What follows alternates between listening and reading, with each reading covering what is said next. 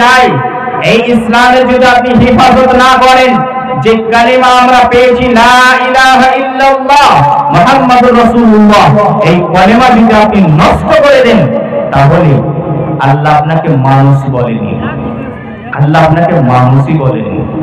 বরং যে মানুষকে আল্লাহ ইজ্জত দিলেন, সম্মান দিলেন, আল্লাহ বলছেন ওয়ালাকাদ কাররামনা বনি আদম, আমি বনি আদম, আদম সন্তানকে আমি সম্মানিত করেছি, তাদেরকে ইজ্জত দান করেছি।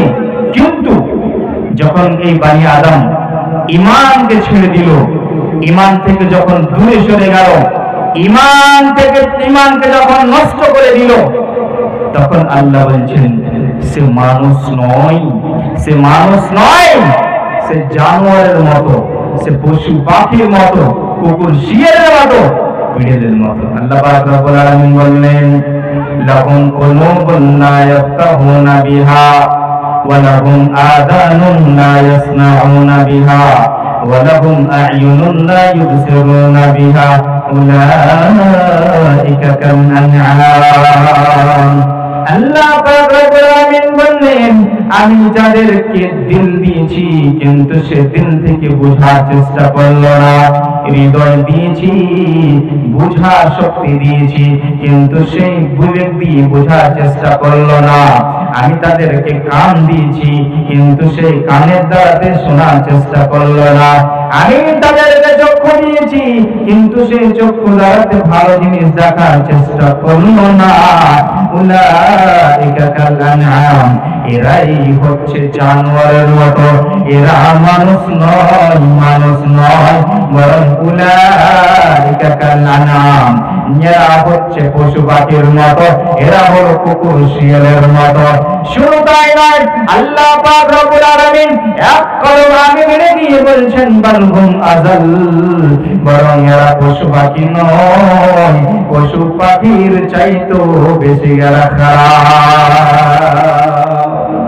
যে মানুষকে আল্লাহ এত বড় নিয়ামত দিলেন, ইজ্জত দিলেন, সম্মান দিলেন, সেই মানুষকে আল্লাহ জানোয়ারের মতন বললেন। কেন?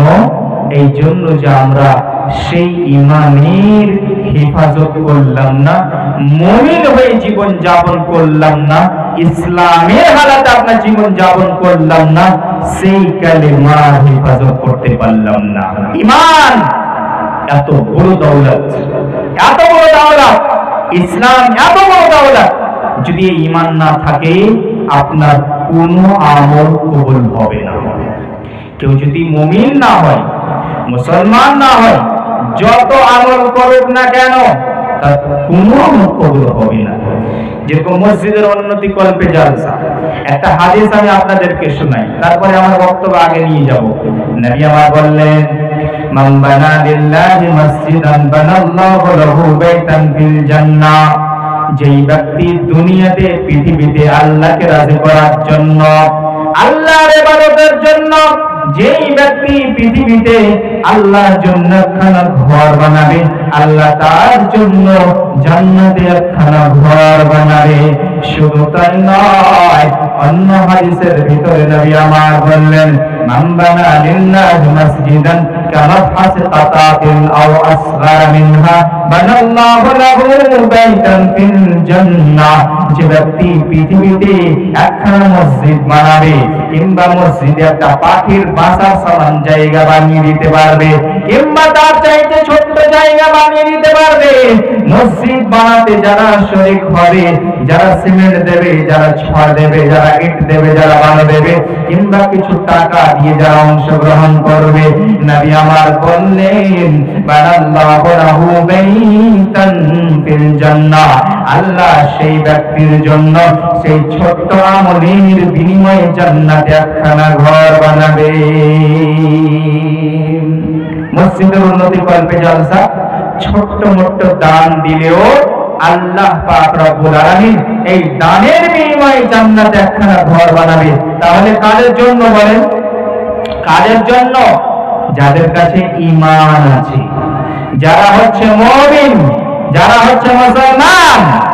আজকে যদি একটা হিন্দু এসে, যারা কাফির, যারা মুশরিক, সে যদি একটা এসে মসজিদ বানিয়ে দেয়, তাহলে কি আল্লাহ ওর জন্য জান্নাতের ঘর বানাবে?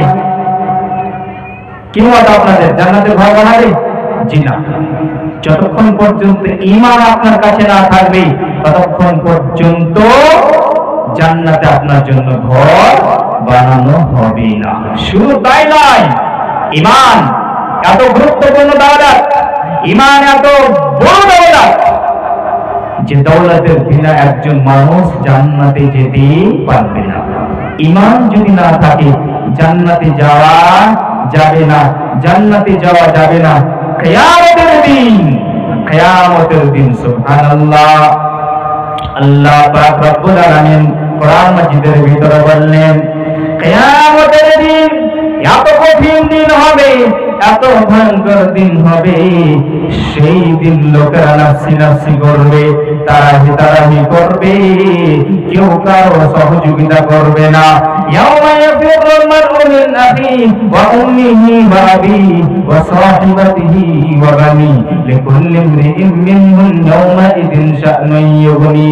কিয়ামতের দিন একজন ব্যক্তি তার ভাইয়ের কাছ থেকে পালিয়ে যাবে, তার মায়ের কাছ থেকে পালিয়ে যাবে, তার নিজের বাবার কাছ থেকে পালিয়ে যাবে, নিজের স্ত্রীর কাছ থেকে পালিয়ে যাবে, নিজের বেটার কাছ থেকে পালিয়ে যাবে। পাঁচজন ব্যক্তির আল্লাহ কোরআনের ভিতরে উল্লেখ করেছেন। কেন? এই জন্য পৃথিবীতে যখন আপনাকে কোনো কষ্ট হয়, কেউ যদি আপনাকে মারে, তাহলে আপনি দৌড়ে যান আপনার মায়ের কাছে, আপনার বাবার কাছে, আপনার ভাইয়ের কাছে, আপনার স্ত্রীর কাছে, আপনার ছেলের কাছে। পৃথিবীতে এরা সহযোগিতা করে দেয়, কিন্তু কিয়ামতের দিন এত কঠিন দিন হবে রে, এরা কেউ আপনার সহযোগিতা করবে না। সেই দিন কেউ আপনার সহযোগিতা করবে না।